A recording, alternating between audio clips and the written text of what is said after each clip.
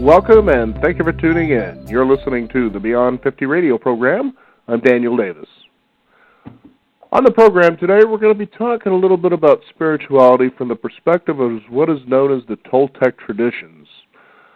On the program today, we're going to discover a journey of self-discovery and transformation where our guest as a teenager became lost in the misery of drug addiction and spiraled into the pattern of self-destruction until the death of a dear friend woke him up to the reality of his, so-called bad choices.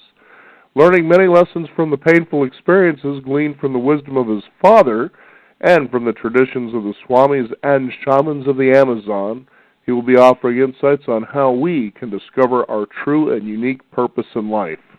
The book is My Good Friend the Rattlesnake, Stories of Loss, Truth, and Transformation. I'd like to welcome to the Beyond 50 radio program today our guest, Don Jose Ruiz. Don Jose, welcome to the program today. Oh, thank you, Dan. It's very much a pleasure to be here with you this morning. Now, the first thing I think of is, why does it take something really bad to wake us up to the choices that we're making in the first place, which could have probably been diverted had we just been awake in the first place? Yes, sometimes we're guided by life, and sometimes we make wrong choices and hang with negative people, and we are just open to whatever in life. And then, little by little we get introduced to a way of life, and then all of a sudden we wake up and say we don't like this way of life, and we can change it. But it takes into having an awareness that we don't want to live a certain life anymore. But yes, sometimes it is very hard, because people go through hard things to make that choice. And this is why in the Toltec tradition we call that life is a dream. And sometimes when we wake up inside of a dream, then it's where we can make a difference and make a change in our life.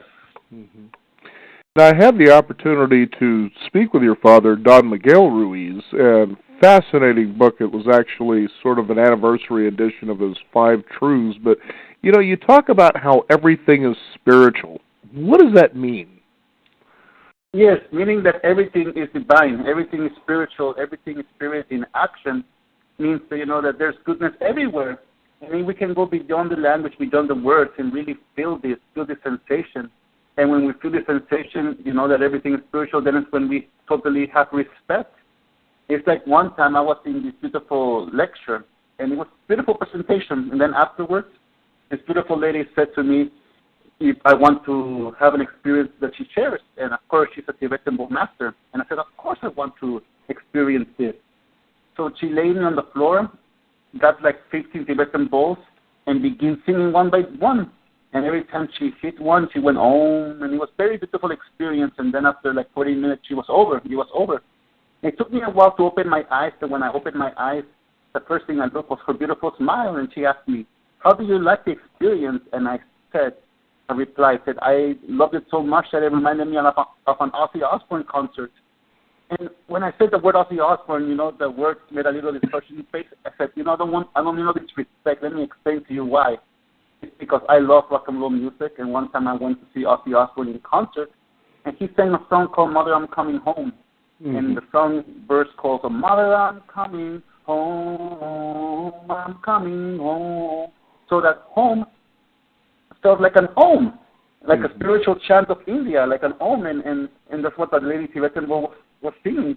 So when I was feeling this in the concert, I turned around and I saw 65,000 rock and roll fans homing without the awareness they're homing. They're just following their pleasure. And following their pleasure, they have a beautiful, divine, spiritual experience. That's why I say whatever gives you pleasure, whatever you enjoy of life, whatever brings you into that moment to enjoy every second of your life, that is a spiritual experience because you are opening your heart. And this is one of the beautiful things when we have ideas to create something new. And this is one of the most beautiful things to get inspired. And by the way, the word Toltec means artist. It's not a religion, it's a way of life. Mm-hmm. Because we're all here to create a masterpiece of art with our life, knowing that everything is spiritual. Mm-hmm. When I think about the time that I spoke with Don Miguel about the 4 agreements, it was really fascinating to realize just how direct these really were. And I like that you said that Toltec isn't really considered a religion per se, even though it might have that look or perception sometimes, but I was just really amazed about how direct the 4 agreements were. And then you had actually co-partnered with your father in writing the 5th agreement. Let's talk about what those were real quickly so our audience gets a really good idea about just, to me, how profound these really are, especially when you can actually live them. Yes, when I was a kid and I was going through hard times, my father said, read this book. I go, I don't want to read this book. I hear you all the time. So just read this book. And one time I was having this full time, and of course the book he was talking about was the Four Agreements, so he gave it to me, and I began reading it. And I was so surprised how fast I was reading it. Yes, I have to confess, it's the first book that I completed in one sit down. Well, after it's over, I went to my father and I said, Father, I know this agreement. I know this work. He goes, of course you know it. Everyone knows it because it's integrity talking to integrity. And then I said, these 4 agreements seem like a piece of cake. I can plan so easily, but when I try to apply them, that's when I was aware that I make the negative agreements in my life that they're very difficult. And the first agreement it is to be impeccable with our words, to say what we really mean, not to use the word in granted, because the word is the real magic in this world. Because if you put very powerful willingness to your word and respect and faith to it, you can accomplish many things. But if you use the word against yourself, saying, I'm not perfect, I cannot change, I'm not good, no one loves me, you might believe that, and it will become your reality. That's why being impeccable with the word is very important. And the second agreement, it is to not take things personal. It's one of the most difficult for me because, growing up, taking everything personal, you don't even know what program we are programmed with, that we take everything personal, that it's just a waste of time. But especially to take ourselves personal. This is one of the most difficult things that I really encountered for myself because I took myself personal in everything, meaning that if I want to live something, I want to live a dream, I'm the process, I'm halfway there, but then all of a sudden I begin listening to myself, listening to my victimization, listening to why I cannot do it, and I don't do it. That's why it's very important to not take things personal and really believe the situation and with open heart, because it's about forgiveness, to not take things personal. Mm-hmm. It's to really understand how people are living, how people get hurt. And when people get hurt, they pass it to somebody else, and that someone else gets somebody else hurt. Until it hits us, and we have the choice to hit us. We can either, continue this legacy of hurting somebody else in ourselves, or, really looking at this from a different point of view with forgiveness. Mm-hmm. Forgiving the people who are trying to hurt us because they not know what they're doing, and forgiving ourselves too. So in that moment, we wake up because now we're being impeccable with the word, we're not taking ourselves personal, and we come to the third agreement, do not make assumptions.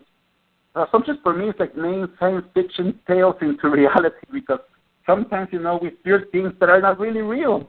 They're in our heads, we get jealous or we feel this little negative emotion, and we continue feeding it. But what is feeding it is by a story. And a story that's not even real because we are so afraid to communicate with one another, to express what we feel. So in the third agreement, I learned very well that we should not have afraid of communication. Sometimes we're afraid to tell somebody, what we feel, and we don't tell this person, and years go by, and this just gets bigger, and we live there. We have the courage to just, we make assumptions, and we're not sure of it. Let's just go and communicate with these persons. And this is what purifies the word, because we're not afraid of the word anymore, because we are very aware of what it does. It liberates us, or it can impersonate us. This is why it's very important to not make assumptions and to really see the first agreement, to be impeccable with the word, because here comes the fourth one, and is to always do our best. Like my father said, none of the agreements will have life without the fourth one, because it's when we really take action, when we really have an idea and we begin working on it, and it will manifest. And how many times do we have an idea, we don't work on it, we don't even push it, and then somebody else creates it like a month later, The important thing is about having the experience and the pleasure of us being the artists to create. Mm-hmm. And from this point on, we can jump into the fifth agreement, which is to be skeptical and learn to listen. One of my friends said to me, Jose, that sounds very negative. I said, it might sound negative, but imagine if you think positive. And if you're skeptical of your own negativity every time you say, I cannot change, I'm not meant for love, and you don't believe yourself, you're changing the program inside your own mind. You're using the 4 agreements to really train the messenger of your life, and that is you. We are the messenger of our life. But the question is, what kind of messenger are we? What is the message that we give to ourselves and to the people we say we love with all our heart? That's why this fifth agreement to be skeptical but learn to listen is not to be skeptical in a social position, saying I'm more intelligent than anybody else. No, it's not about that at all. It's personal. It's to be skeptical of our own negativity, because our own negativity is what creates, let's say, the dream of the scorpion that is alone in the desert, and every time it fears something, it stings itself with its own tail. That means it poisons itself. That means it paralyzes itself. And this is one thing that we learn with the fifth agreement, to be skeptical of our own negativity, so we stop paralyzing ourselves. Mm-hmm. And with these 5 agreements, it is a challenge, because what it reflects to us is the agreements that we have made to our lives to take the inspiration out of us, because in the Toltec tradition, there's nothing to learn. That is to unlearn everything that takes our inspiration away as an artist. And as an artist, we're creating every moment, every day, every second, every thought we have. That's why it's important to be completely honest with ourselves. Because when we have honesty and we have acceptance of how we're living our life, we can jump into discipline. And with the discipline, we can clean up everything in our path, in our mind, in our thoughts. And with this, we lead into respect. And this is the 4 keys of transformation that we speak in my good friend, the Rattlesnake. Mm-hmm. It was fascinating, Don Jose, as I was just thinking during this week up until this point where I get the opportunity to meet and talk with you. And some time ago, there was a show that I had done with one Noah Levine, and he's the son of Paul Levine, who's very well known and respected in the spiritual community. And it was really interesting because you and him seem to be a lot alike. Well, Dad, I heard you saying all this stuff before. I'm just not really interested. I'm going to kind of go and do my own thing. And in his case, he really loved punk music. He loved drinking cheap beer, and it just went on, and he found himself in jail. And he says there was a point since he had time, well, what the heck? Dad said always, maybe meditate.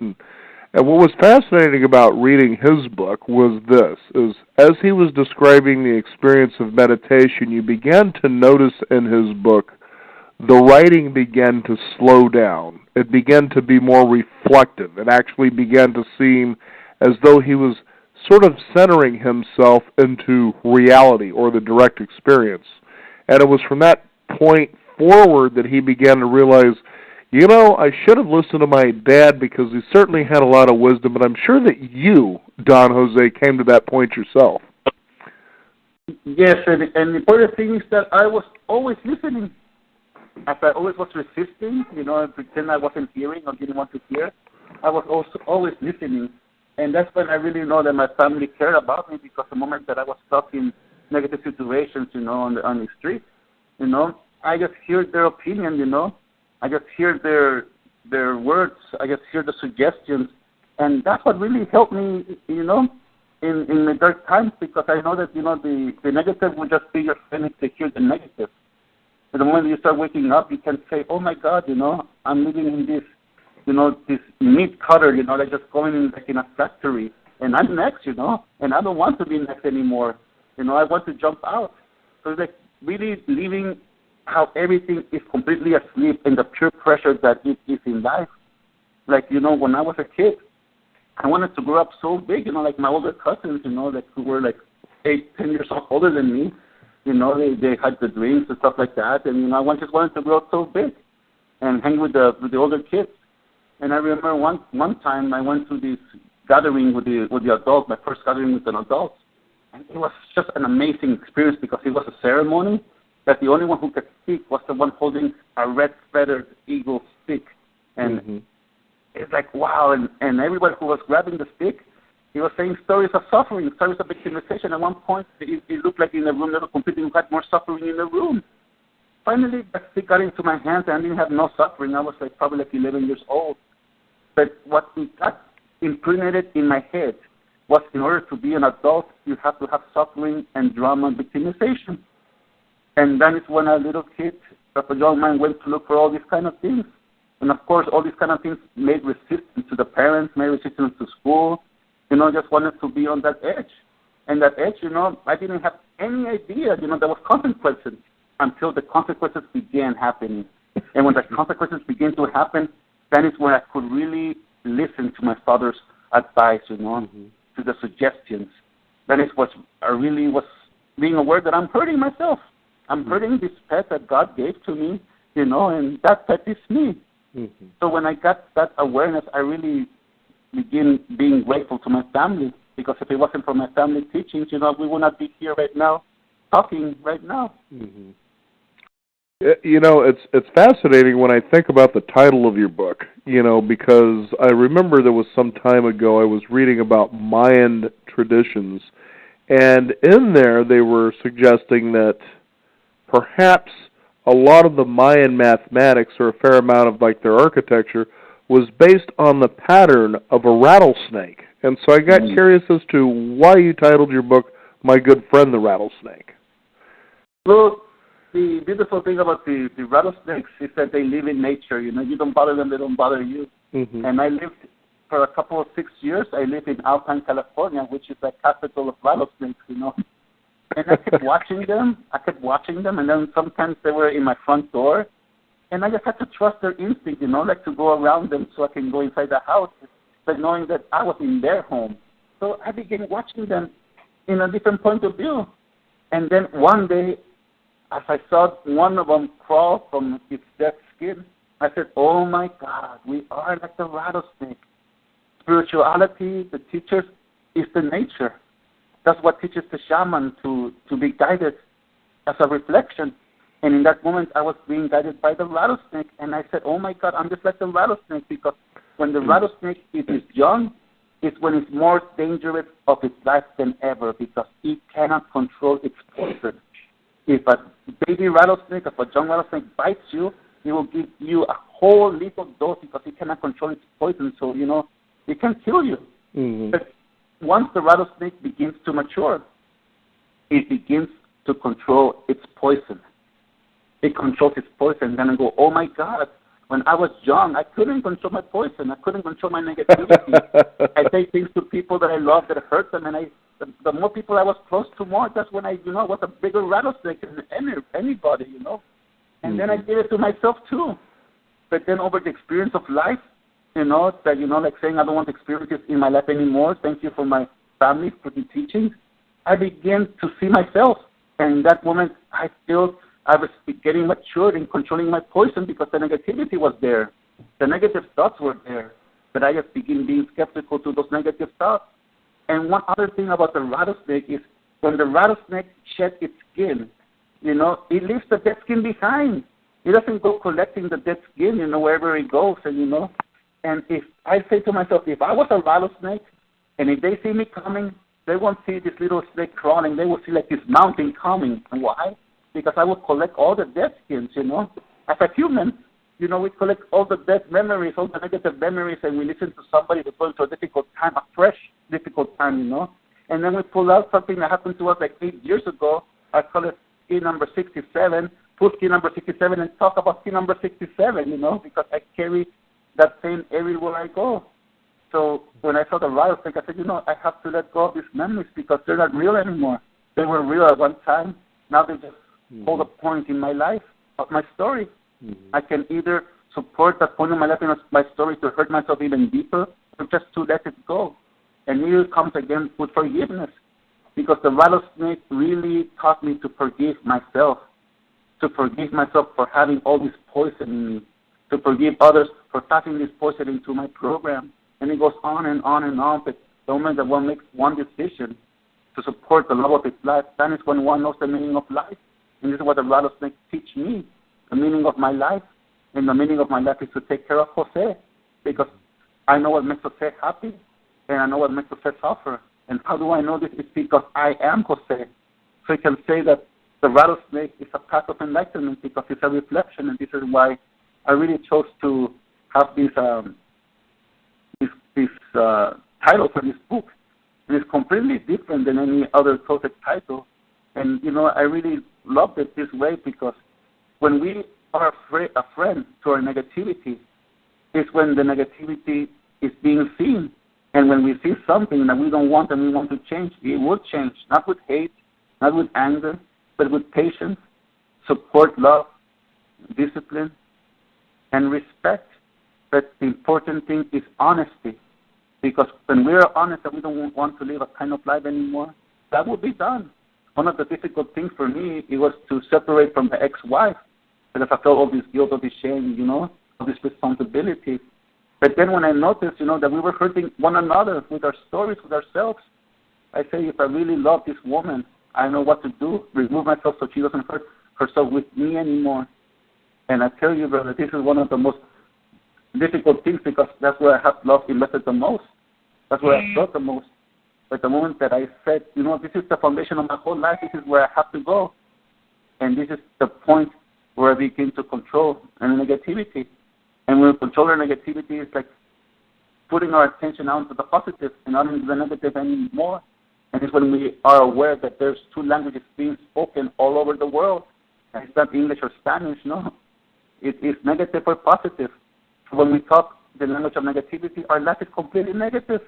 That's what we have. That's our message. But when we speak the language of positivity, our message is positive. And it is the light, that the darkness cannot survive in. And this is what I mean about being loyal to the love of our life. And that's the meaning of our life, to take care of ourselves. The gift of the rattlesnake. In the Western religious tradition, they talk about how, for instance, the Creator, God, if you will, is perfect.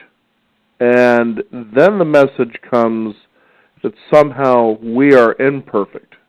And I thought to myself as I heard this over the years, I said, well, this doesn't make any sense. Why would a creator who's perfect create imperfection? It just doesn't make sense, especially when allegedly we were created in the divine's image. What do the Toltec think about a perception like that? Yes, because we're so intelligent that we will create any justification, any excuse to not continue on living positive, especially when we have negative. I like that. Any excuse you can come up with for not living up to your potential is fine with me. Yep, and then we go into debate. There's no need to debate. The truth doesn't care to be debated. The truth just cares to live. And from this point on, we can totally see that there's a blind faith that people follow, because they don't want to see their truth. They want to see the outside instead of the inside. So when that happens, it refers war against the inside, and anyone who sees from the inside, gets shut down because he's from the outside. And the world can get corrupt so easily. But the moment that we begin really seeing the within, seeing ourselves, that is when we can totally transform this world and know that everything is perfect. That we're perfect just the way we are. We're perfect with the mistakes that we do, that have done, and that we'll do. We're perfect because that's how we learn. A person doesn't really understand forgiveness until it forgives itself, And when they forgive itself, they say, it was perfect that I went through this, because if I wouldn't go through this, I wouldn't get to this point on. And life, has so many lessons from any direction that sometimes we push somebody's ladder because, we don't want to climb our own ladder. And we begin climbing everybody's ladder, and we say, that's not the way to do it. We make it so complicated, so we don't do it. But in the reality, it's so simple. We are perfect, just the way we are. Like you say, brother, we are, divine created just perfection. We even won the race, like my father said, we're all winners because we won the race. We went into my mother's ovulum, and we were born, It's something common sense, but in the story of humanity, we got addicted to suffering. In that addicted to suffering, we suck on, we absorb every negativity that can be to rotten our potential. And when we disrespect ourselves this way, that becomes our life. At the moment that we begin respecting ourselves, knowing that we're perfect, forgiving ourselves, we can see something that created all of this. And this is judgment. And judgment is nothing more but an illusion. Because judgment existed before we were born, it exists while we are alive, and it will exist after we die. So when we have this awareness, why do we want to give power to that judgment world, to the judgment language? Because the judgment language is what creates the separation. And from the separation, we say, we are imperfect. So we can continue on to be negative. But the moment that we are positive, and we know that we're perfect with our own negativity as well, we begin to mature just like the rattlesnake once again. And we begin to let an old dream, an old story, do not give that power anymore. And that dream will have no foundation to live anymore if they have no energy to put into this place. That's why I love what you say, Mm-hmm. We're just perfect the way we are. The divine created all perfection. And when we say we're not perfect, we're insulting the boss, We're insulting Creator, because who are we to tell him, the Creator, you did it wrong over here? No, he knows exactly what he's doing. Mm-hmm. So we can wake up. And once we wake up, we can serve the love of our life. And when we serve the love of our life, we give what is from us, because we cannot give what we don't have. But when we give what we have, this is just perfection. Mm-hmm. I think there's just such a tremendous clarity, Don Jose, about what you're sharing with our listeners, and that simply is this. First of all, the sin, as I was alluding to, that we are imperfect, that we buy into that. That's the first sin, missing the mark, and that we now build a story around that imperfection. So what we're actually doing is we're empowering this idea of imperfection. And, of course, when you begin to attach yourself to something like that, here comes your suffering. So you're really the element of your own pain. Now, knowing that, what you've been sharing with our listeners today, you get the opportunity to step forward from this moment. You get to take your first step forward, as you were saying earlier. As the rattlesnake sheds its skin, you get to shed that story, because it no longer works for you. Now you have the opportunity, as you see the world as the canvas, with the Toltec way, the artist's way, you get to then create the masterpiece, which is your life. Will you trip from time to time? Absolutely, but that's what makes your painting or your sculpture very unique compared to everyone else's out there. And I'm reminded of a time where I had a guest on the program. I remember discovering this person through a tape series, and he said something so profound that I shared it with him, and I said, you don't realize this was an amazing thing to think about. And what he said was this. He says, just consider about the billions of years of evolution, of all of this being created, the billions of years. No one can screw up quite like you can.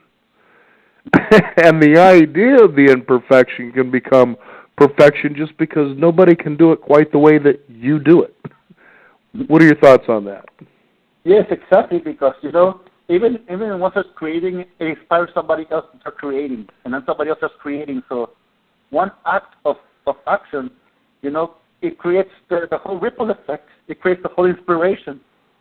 It's like when we begin to really focus on the wall and just putting one nail in, and that nail starts going in deeper, deeper, deeper. And then we inspire somebody by, doing that thing that they start doing themselves. And it's something that, it begins to evolve. Like, the humanity, it's making it so beautiful. I remember sometime a few months ago, somebody asked my father, I wish humanity would make it. And my father responded, it's making it, and it's making it so beautiful. And he said, how can you say that when all these things are happening in the world? So she goes, just imagine that you're 1,000 years back in time. And let's say in English so you can understand the language, in the time of the Inquisition, in the time when they hunt witches. And you know everything you know now. You go back with everything you know now. How long would it take you to want to help everybody in there, to bathe every day, to not get diseases, to not follow those those big books that you have to study to hunt witches because it's not real.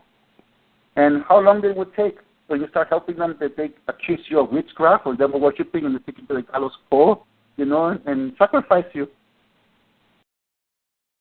And of course it will happen. Of course if humanity is moving on. Of course it's making it, because we're not thinking like that any longer. Mm-hmm. And it's still behind a lot of negativity, but the way that it was before, it's changing, especially in the last 150 years. So when we begin doing something positive, no matter if it's not perfect to somebody else's eyes, it's perfect because it's begun. The change has begun. And the change, is not only with one person, it's with many people. But the moment that we begin focusing, on the positive, we're focusing not to push somebody down, but, to pick our hand up so they can stand back up, and especially do what we love to do. This is where we can inspire anybody, because when we do what we love to do, inspire somebody else to do what they love to do. Mm-hmm. And, even if we don't finish the project, somebody is going to finish it because It has begun. And this is one of the beautiful things when, when one has a dream, when one has an idea, go for it. Take action, because if you don't take action, someone else will do it. And it's not about saying, I did it. No. It's about having the pleasure to create. And this is one of the beautiful things when we have awareness. When we see, we don't belong in this way of life anymore, that it becomes like a ghost town. I need to remove myself from there. But then when you do, and you begin serving yourself, you can say that all the imperfection that humanity has said was imperfect. It was just perfect because it leads us to make this beautiful creation in the now. It's such a fascinating time that we live in. Would you say that there is a tremendous spiritual awakening occurring here on the globe? Oh, yes, a big one. And it's so beautiful because, it's beyond words. It's just the heart is set in motion. That's the beautiful thing about it. No matter what belief we believe in, it's set in motion. And, we can fall asleep and, the current will take us, or we can wake up with everybody in this spiritual revolution, because it is a spiritual revolution. And the only thing we have to do is just be our authentic self and stop pretending. And the moment that we stop pretending and be authentic, we know that we don't need no validation from anybody else. You know what I mean? This is the perfect time when we can totally be with one completely. And this is a magical gift, because 100 years, they go so quickly. It goes so quickly. And the gift of life, it's life itself. So when we wake up knowing this in our hearts, and we begin sharing it wherever we go, we're making ripples of love, ripples of wisdom. From this point on, this is what we love to do. And just being the authentic you, what you love to do, it's enough to share. And the spiritual awakening is completely happening. It's completely happening in all parts of the world. Mm-hmm. And especially with the internet, we can pass a positive message as quick as a negative message. Mm-hmm. The important thing it is for every human to really be aware of what message they're giving to the people they love with all their hearts and to themselves. Mm-hmm. And when they listen to themselves and know what their message it is, you can continue. If you love your message and if you don't like it, you can change it. But when you have the direction, and it's all about the impeccability of the words. And when you're thinking with your own words, something magical begins happening. You try applying it. You begin thinking impeccably. And when you think impeccably is when you finally have a free, clear conscience. Mm-hmm. And the clear conscience, that's the real riches in the world. That's the real gift in the world, to have a clean conscience, because with a clean conscience, the forgiveness has taken place. And now you're living your own paradise.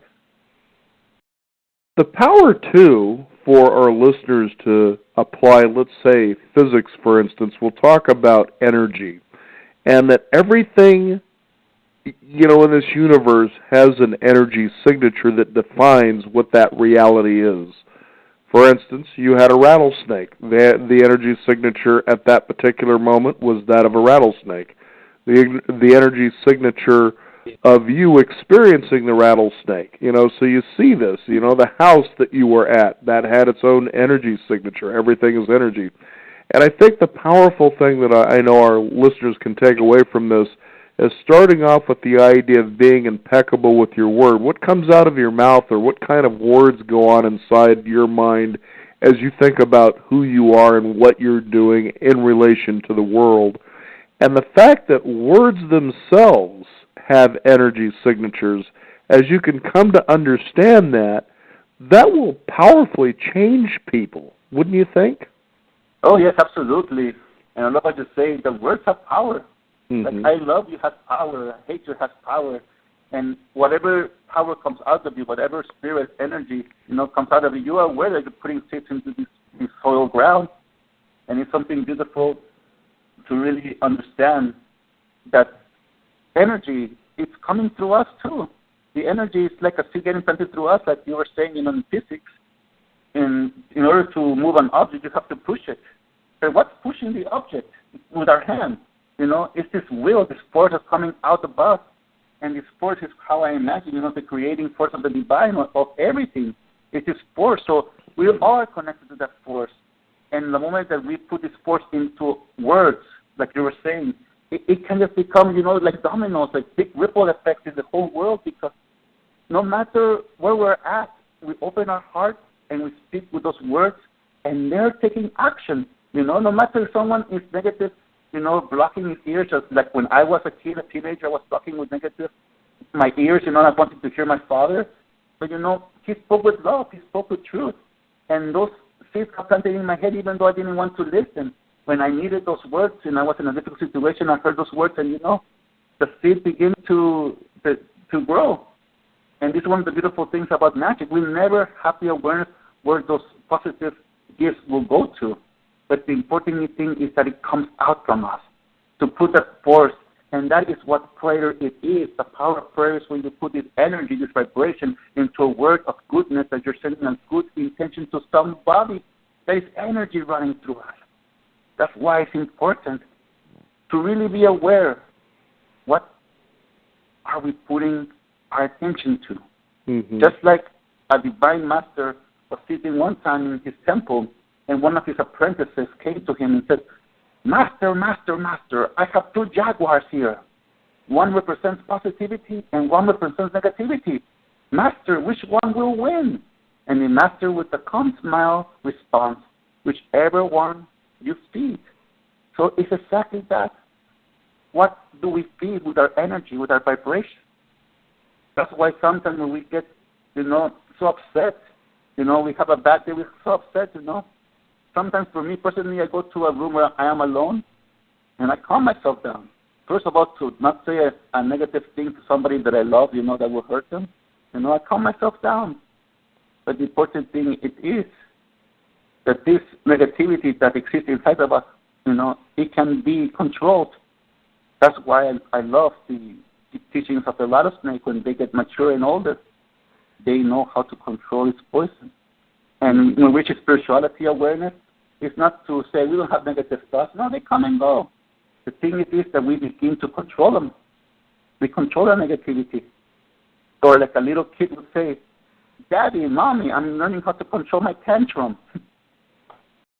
Because it is a tantrum. Mm-hmm.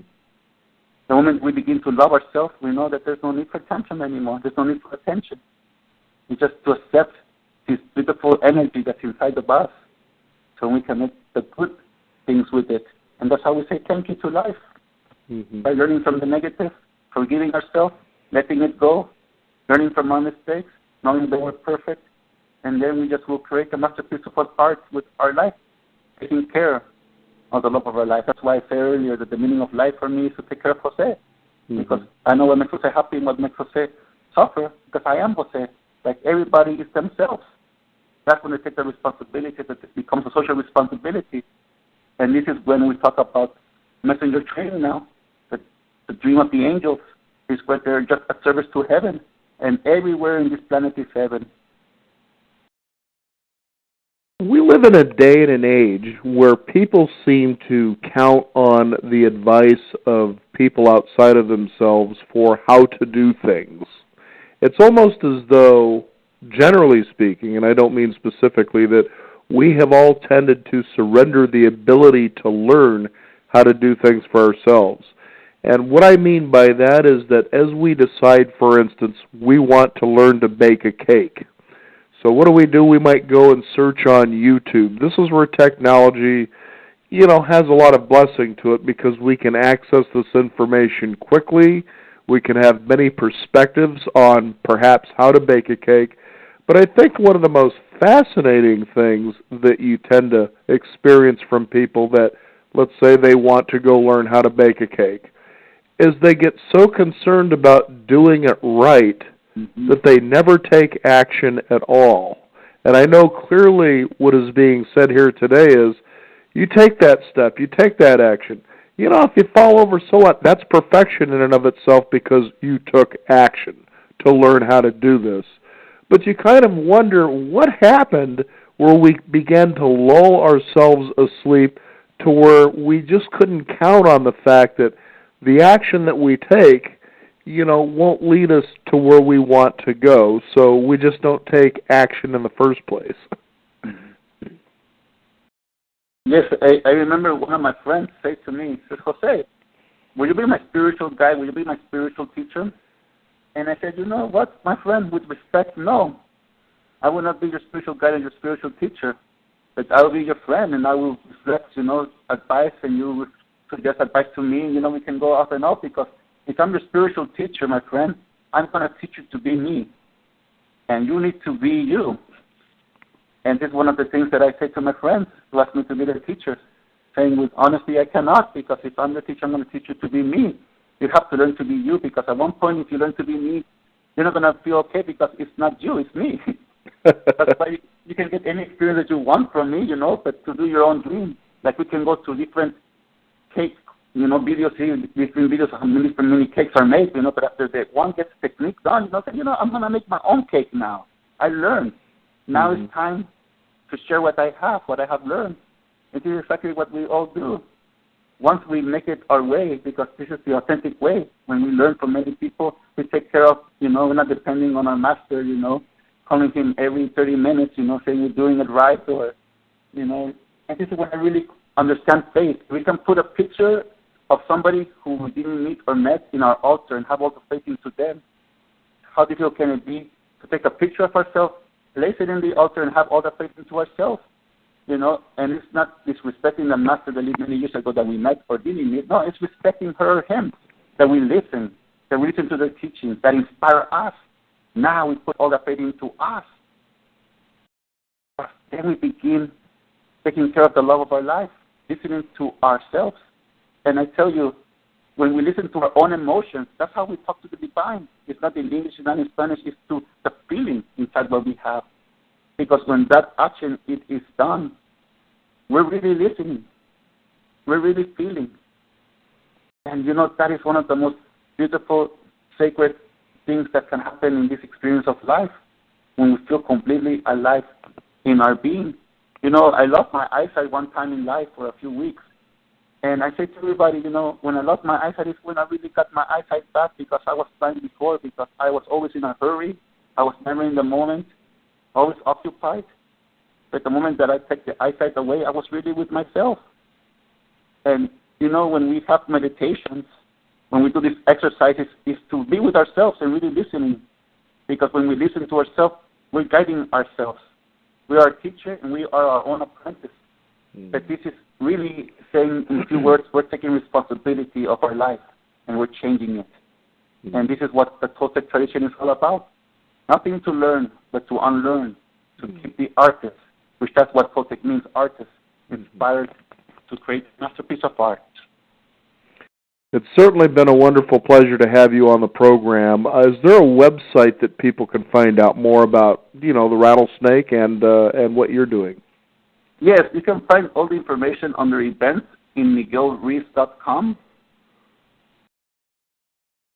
MiguelRuiz.com. The book is My Good Friend the Rattlesnake, Stories of Loss, Truth, and Transformation. And if there's one thing I know we can leave our listeners with today, it's something I've certainly never heard before, and that is this: learn how to control your poison.